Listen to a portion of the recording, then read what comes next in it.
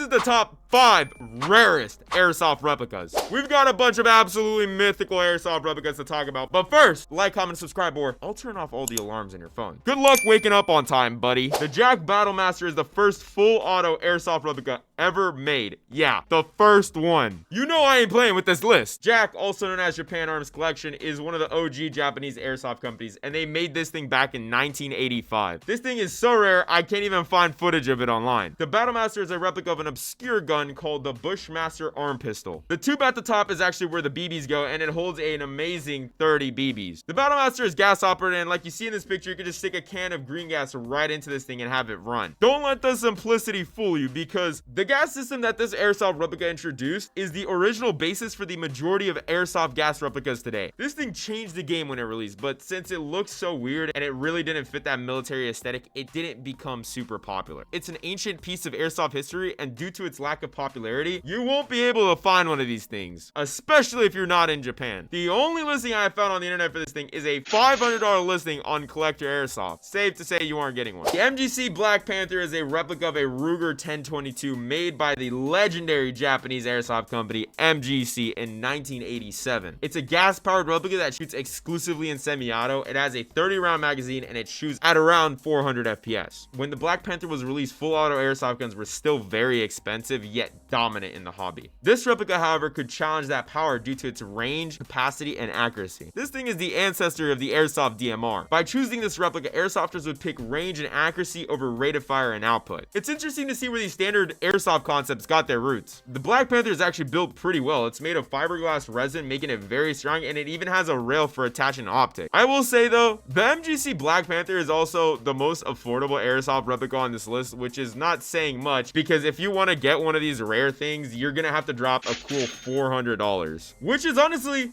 not a lot for something this rare. The Asai M60 is one of the finest airsoft replicas ever produced. In the 1990s, the pinnacle of airsoft was the Asai M60. It was at that time the best airsoft replica money could buy. Asai made the M60 in several variants with different barrel lengths and different features, but they never made any specific model in high quantity. The M60 is a gas-powered full-auto menace. While the BattleMaster introduced full auto, the M60 is what brought it into the mainstream of airsoft and changed the whole game. Before the M60, there were full auto capable replicas, but they weren't very popular. But then the M60 came into the picture, and suddenly springers were not enough. A person with an ASAHI M60 would simply dominate all other dudes running around with their springers. Due to its power and price tag, the Asai M60 became something of a status symbol. Only the very rich airsofters at the time could afford an Asai M60, so when one would pull up to a field, everyone would look. The M60 low-key made airsoft pay to win for a little bit, until the cheaper full auto options came around. Also, another reason why this airsoft gun was so desired at the time was because, you know, Rambo had just come out, and everyone was trying to live out their power fantasies. Despite everyone wanting one, there weren't that many made, and even fewer have stood the test of time. So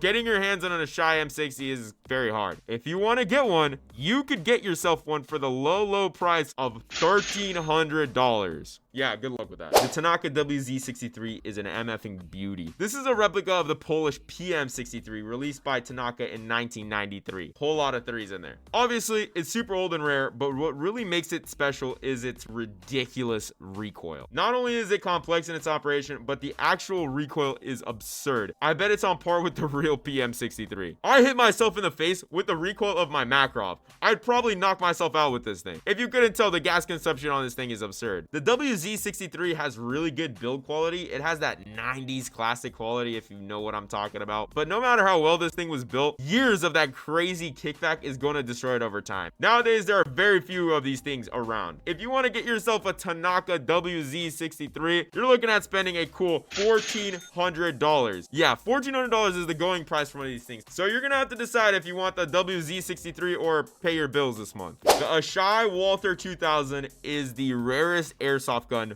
period. The Walther 2000 is literally the holy grail of rare airsoft replicas. First off, it's an incredible replica. It has this complex gas system that precisely adjusts the amount of gas used for each shot, resulting in virtually no FPS variance from the first shot to the last. This gas system makes this replica literally one of the best airsoft snipers ever. This design was released back in 1993, by the way. The Asai Walther 2000's build quality is a work of art. It's a master crafted airsoft replica. Asai freaking cooked when they made this thing. thing. They spared no expense making this thing. It's made out of real wood, and it even has an adjustable cheek weld. Asai only produced 250 of these things in 2 versions, 125 of the standard version and 125 of the deluxe version. There are even rarer variants in silver and gold, which each had less than 10 made. Keep in mind, this replica was released all the way back in 1993, so in the 30 years since its original run, only very few remain. Finding one of these things for sale in 2023 is nigh impossible. The only website I found selling this thing even says in its description that it took us forever to track this one down.